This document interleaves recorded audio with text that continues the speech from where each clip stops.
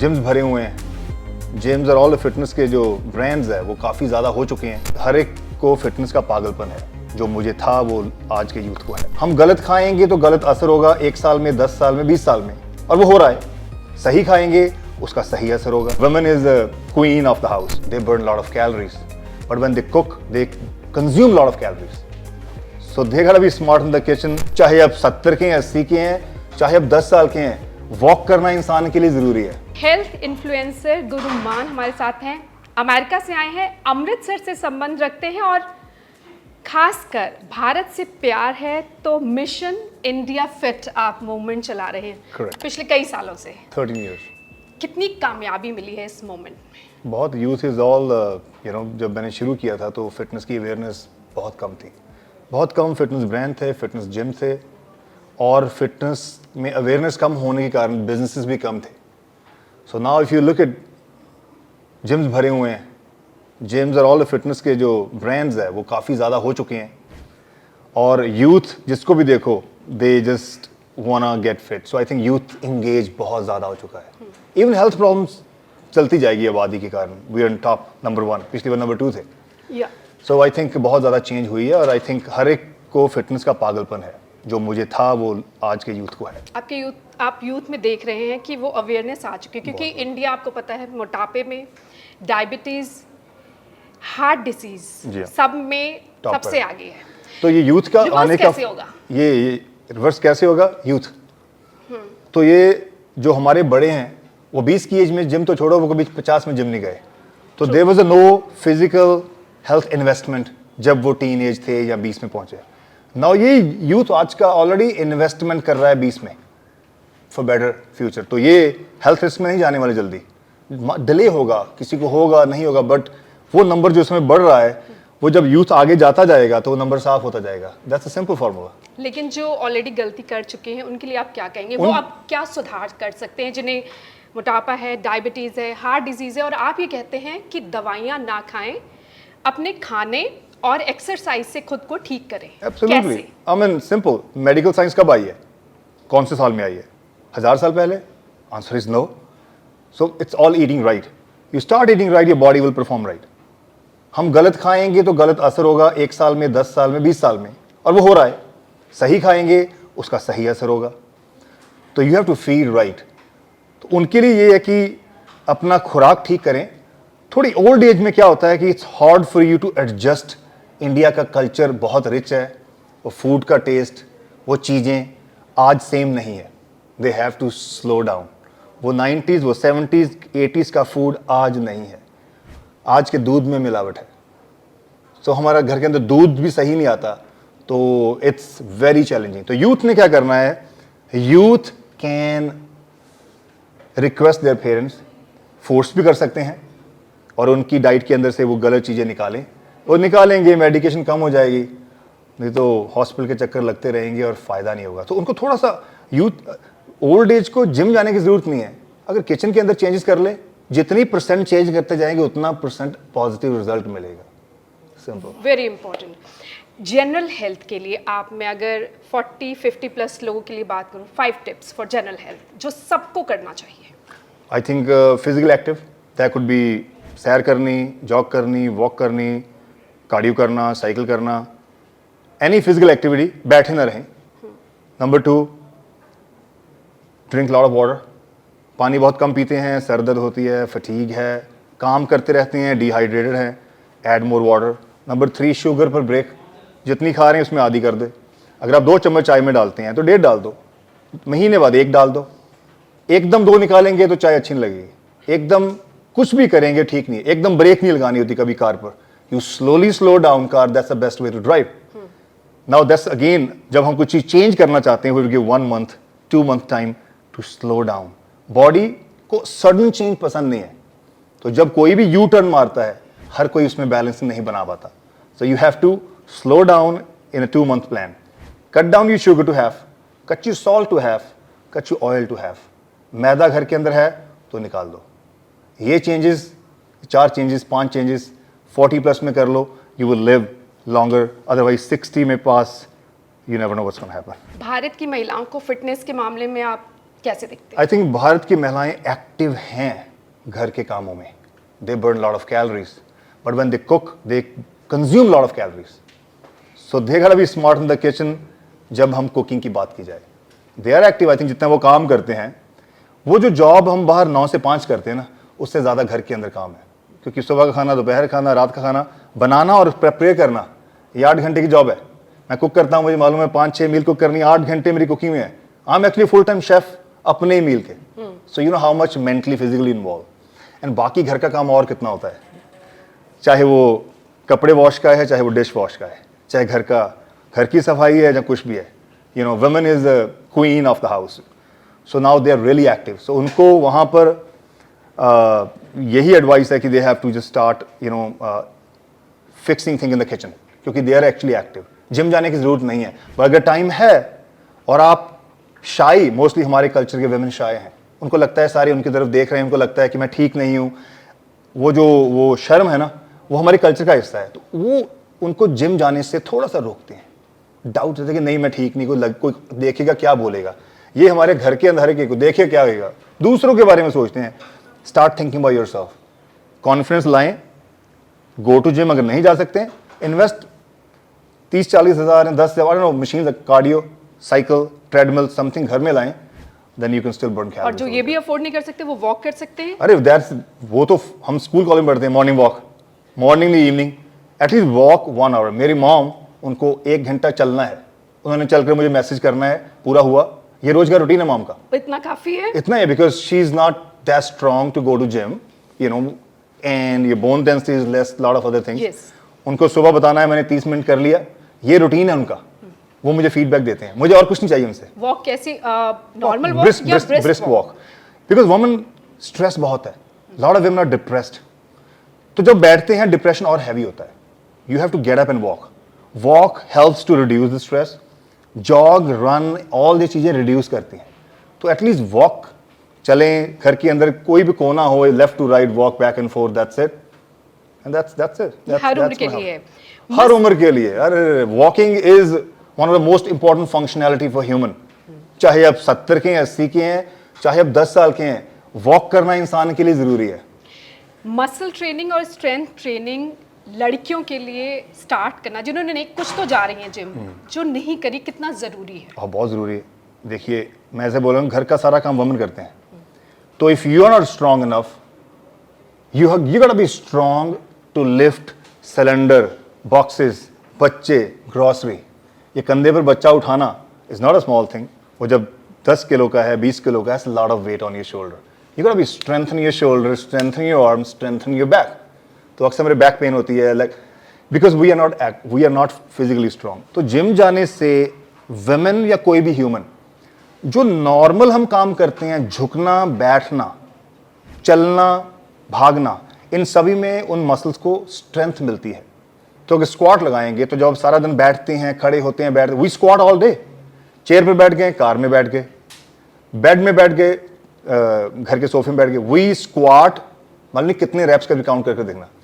We go to gym and do squat again, but now we squat, एक वो set लगा होता है, then we add barbell. So squatting is one of important thing, जो आपके quads, hip, आपके core, आपके हैमस्ट्रिंग, सभी को स्ट्रॉन्ग करती है. तो वुमेन का जो स्ट्रॉन्ग मसल है, वैसे भी lower body is very strong. So they have to do these kind of activities. Even you go to gym, do body weight squat. Gym squat अगर घर में कर सकते हैं, यू कैन डू फिजिकल घर के अंदर body weight squat. And this is the basic thing which you need to do. And rest, you feel better, you add more weight. You don't have to lift like bodybuilder first of all. Yeah. You just need to strengthen up your Yes, muscles, joints and ligaments. किस उम्र से लड़कियों को शुरू कर देनी चाहिए? Ideal age? अगर आप देखें किस उम्र से, स्ट्रेंथ ट्रेनिंग किस उम्र से बच्चे स्पोर्ट्स खेलना शुरू करते हैं, इंडिया की टीम कौन सी उम्र शुरू होती है? 13-12. There you go. Okay. And teenager है, स्कूल टीम है ना स्कूल के अंदर. तो आई मीन यू एक्चुअली आप कर सकते हो, और इसको अपने रोजमर्रा की जिंदगी में आपको स्ट्रेंथ ट्रेनिंग और मसल ट्रेनिंग करनी है. एग्जैक्टली. 13 साल की लड़कियां अगर गेम खेल रही हैं, तो उसके पहले वार्म अप नहीं करना. वो वार्म अप क्या है? Exercise for the particular movement जो आप करने वाले हो. You are already exercising. Because 40-50 के बाद वुमेन बॉडी इंडियंस महिलाओं की जो हैं वो बहुत वीक हो जाती है, ऑस्टियोपोरोसिस एंड मेनी थिंग्स। एक post pregnancy, pre pregnancy, during pregnancy very important. Exercise कितनी जरूरी है? ये डिपेंड करता है case to case. What if pregnancy is healthy, you should working out from day 1 to your 9th month, and even when you are in the room you still working out। उनको आपको बैठने देते हैं US के अंदर, वो आपको ball का स्टेबिलिटी बॉल के ऊपर आप वर्कआउट कर रहे हैं। Okay, you can't do crunches, you can't do those moments where you compressing spine, but your arms, your back, your quads, ये मसल तब भी स्ट्रॉन्ग करनी, एक्सरसाइज करनी ज़रूरी है, ब्लड फ्लो ज़रूरी है। अगर आप वर्कआउट नहीं करेंगे the back pain is gonna come, because that's another spine. So workout ज़रूरी है।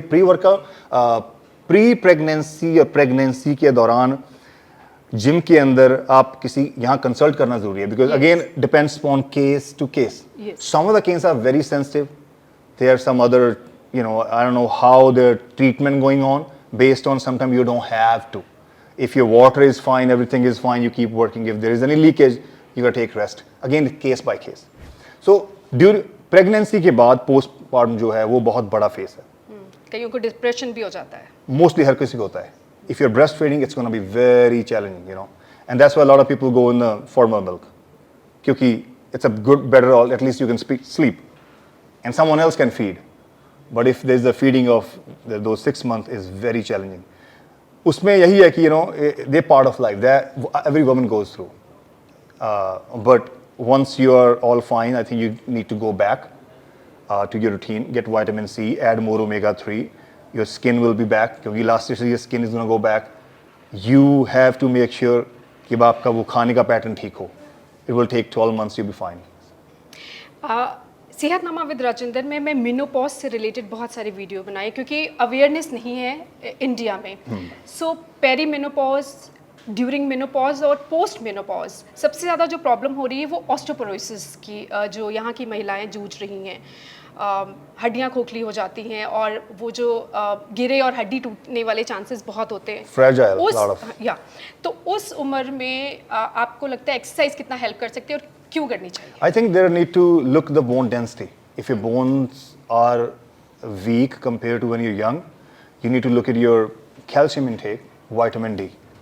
So if you're low in that, so आपको nutrition के अंदर supplementation बहुत ज़रूरी है उस time में। I don't know if you सभी fish खा पाते हैं, सभी dairy ले पाते हैं, किसी को fish नहीं सूट आती because of they have a seafood allergy. Some people couldn't able to digest milk because they have a lactose intolerance. Some people couldn't able to get things from wheat because of gluten issue. This is very common spreading, right? Supplements. So I think उस समय you have to consult, and I would suggest calcium, vitamin C, vitamin D3 बहुत ज़रूरी supplement है, जो आपके at least उस bone density, जो fragile thing आप झुके तो क्रैक होता है, तो उसमें आपको स्ट्रेंथन मिलेगी। तो ये exercise again, no matter who you are, what you do, squatting. अगर आप नी में पेन है बहुत अर्ली एज में, that's another issue we talking about, people have those issue. So chair squat, घर के अंदर जो चेयर है उस पर बैठकर खड़े होना, उस पर ही बस, you don't have to go all the way down, so it's called chair squat. आप खड़े हो, चेयर में बैठे, खड़े हो, तो वो एक्सरसाइज अगर आप करते रहें हर दिन 3 से 4 सेट और लगभग 10 से 20 रेप्स, तो आई थिंक मुझे अगर बोले अभी तू 10 बार उठेगा तो I can easy get up, right? क्योंकि हम ये उठेंगे और उठते रहेंगे जब तक जिंदा हैं, ऐसा कोई नहीं है, राइट? और जब हम नीज वीक होंगे, we might be on wheelchair और someone else helping us to get up, you know, और हमारे पास वॉकर होगा। तो ये सिचुएशन से पहले मैं आई वुड सजेस्ट कि आप एटलीस्ट चेयर स्क्वाट जरूर करते रहें। जो आपके घर के अंदर बेंच है, डाइनिंग एरिया की चेयर है, आप उस पर रोज का रूटीन बनाएं। कितनी करनी चाहिए? I think 10 to 20 reps, 3 to 4 sets, और इसका टोटल टाइम होगा 5 मिनट के आसपास। तो अगर आप एवरी मॉर्निंग और every evening pick up your time slot, watch TV, watch music, keep doing that, so at least आपके नीज के अराउंड ब्लड फ्लो चलता रहेगा, या फिर क्वाड मसल स्ट्रांग रहेंगे, एंड उससे आपको लेटर ऑन उठने झुकने में प्रॉब्लम नहीं आएगी। I think that is one of the easy thing every woman in India can do it, no matter who you are, what do you do, everybody has chair in this world, they can use that. 5 tips for Indian women, भारतीय महिलाओं के लिए 5 tips जो आप देना चाहें उनकी fitness के लिए, उन्हें उन्हें हेल्दी रहने के लिए? They need to stay confident. One thing is थोड़ा सा वो हमारे कल्चर के अंदर हम वर्कआउट नहीं करते हैं, वो चीज़ से बाहर आए. I think they need to do this kind of physical activity, at least जो भी हो. They can follow, they can yoga बहुत अच्छा है, वो कर सकते हैं. दैट इज इवन इंडिया के अंदर योगा किंग है हमारा, योगा का मक्का है इंडिया. तो अभी lot of womens are doing it, और that's also that helps in your stress level too with the breathing. But yes, वो 5 किचन के अंदर चेंज नहीं होगी, चाहे योगा कर लो, चाहे दुनिया का सबसे बड़ा जिम ज्वाइन कर लो. It's not gonna change. It's gonna change in your kitchen. Indians are foodie. Foodie, that's what I'm saying. Culture. और अब जंक फूड आ चुका है. वो घर में आ चुका है. द प्रॉब्लम है, जब तक इंडिया के घर में नहीं था, तब तक वो पुराना इंडिया बहुत अच्छा था. हम एग्जाम्पल देते हैं अपने बुजुर्गों की, लेकिन आज नहीं दे पाते. क्यों? एक मील दिन के अंदर जंक चल रही है. बाहर से अगर घर में है तो हम ऑर्डर कर रहे हैं, ऑनलाइन डिलीवरी हो रही है. वो बिजनेसेस उनके ग्रो कर रहे हैं जो डिलीवर कर रहे हैं. हेल्थ हमारी खराब हो रही है. That's not a good investment. Exercise ageing को कितना रोक सकती है? आपको बूढ़ा होने से कितना रोक सकती है ageing? Anti-aging. If you know, I am 42, 43. You don't look. My wife is 43 as well. She doesn't look, and we look like a couple. So I can say I can get admission in this college for a master degree. I'll be qualified. So the whole thing is, it's all nutrition. And you don't need to overeat something. ज़्यादा खाने की ज़रूरत नहीं है, body की demand नहीं है. तो जब ज़्यादा डालते जाएंगे, कूड़े का बकेट जब भर जाता है तो बाहर गिरता है, हमें दिखता है, हम उसके ऊपर नहीं फेंकते. क्यों? It's a visual thing. लेकिन हमारी बॉडी का जो अंदर, हम उसको कचरा किया, हमारे अंदर जो स्पेस है वो फुल है, एंड वी स्टिल खाते जा रहे हैं, और वो फैट के रूप में स्पिल होती जा रही है. तो हमें यही ध्यान देना है कि इफ़ यू ईट राइट, थोड़ा खाएं लेकिन सही खाएं, कोई हेल्थ प्रॉब्लम नहीं होगी. Look young stay. Last question.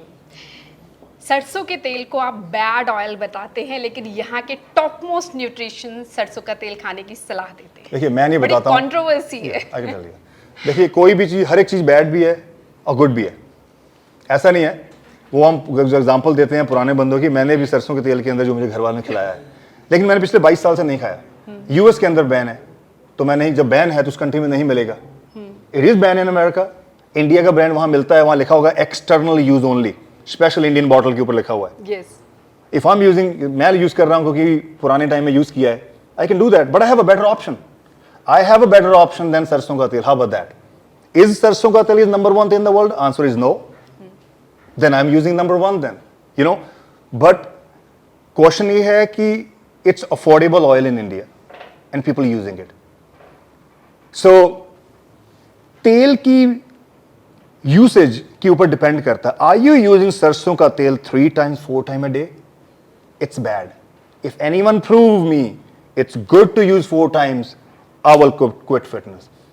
If you use anything more, उसकी जरूरत से ज्यादा, वो बैड हो जाएगी. right. दूध अच्छा है, कितना पिएंगे? बादाम अच्छे हैं, क्या जरूरत से ज्यादा खाएंगे? exactly. सोना अच्छा है, जरूरत से ज्यादा सोएंगे? भागना अच्छा है, जरूरत से ज्यादा भागेंगे? Side effect, everything has side effect. सरसों के तेल के साइड इफेक्ट तब भी होते हैं जब वो ऑयल जरूरत से ज्यादा बॉडी में जाता है. Make sense? Yeah sure. और वो तेल over cooking, over heating, reusing, ये सारी चीजें ऐड कर रहे हो ना आप. If it's pure, I can use 1 spoon, it's not gonna do anything. I am using 4 spoons. I have to think over it. I got to think over it कि I am not go with the different. जो fatty acid है और saturated and unsaturated की doses balance करनी जरूरी. 80-20 आई have to balance. मुझे शायद बादाम खाने ज़्यादा बेटर रहेंगे, उससे बेटर हो सकता है मुझे चिया सीड और अलसी लेनी ज़्यादा बेटर रहेगी. Good fat. So as a smart guy I have to use 1 oil spoon and other seeds and nuts to balance my heart and nutrition. घी को अच्छा मानते हैं? Again, ghee in limitation is good, right. but घी की overdosing खराब है. ये सारे again oil अगर 3 बार यूज करते हो ना आप, तो आपको इंडिया लाइफ के अंदर ऑयल 3 बार यूज होते हैं, तो आपको यहाँ पर थोड़ा ध्यान देने की जरूरत है. कोशिश करें कि 2 से ज़्यादा ऊपर ना जाए. 1 चम्मच में 14 ग्राम फैट है, तो लगभग सैचुरेटेड फैट 12 ग्राम है घी के अंदर भी. तो सैचुरेटेड इनटेक, एफडीए भी बोल रहा है आपको कि उसकी 20% यूज होनी चाहिए और 80% आपने अदर फैट यूज करनी है जो अनसैचुरेटेड. बादाम, पीनट बटर, अखरोट, जो फिश, सैमन और सीड्स, और ये हम नहीं लेते. और हम जो सैचुरेटेड है वो 80 ले रहे हैं अदर वे, तो that is the overall balance, it's imbalance thing, it's that's so अगर मैं बोल रहा हूँ, मैं आपको एक ब्रेक डाउन दे रहा हूँ, Sure. इफ दैट जो समझ सकते हैं they will understand. She is amazing, मैं इनको दूसरी बार मिल रहा हूँ, पहले चंडीगढ़ यूनिवर्सिटी में मिला था, तो I think I wish her good luck, क्योंकि whatever she is doing, Sehatnama with Rajendra, she is tapping a women stuff, जो कि बहुत ज़रूरी है हमारे इस इंडिया के अंदर। इसकी इन्फॉर्मेशन यूट्यूब पर गाइज रिलेटेड इन्फॉर्मेशन का तो भंडार लगा हुआ है, so I think there we need more women based material. I think she's covering it. I will check her channel too. I wish you good luck for that, Rajinder ji. Thank you so much.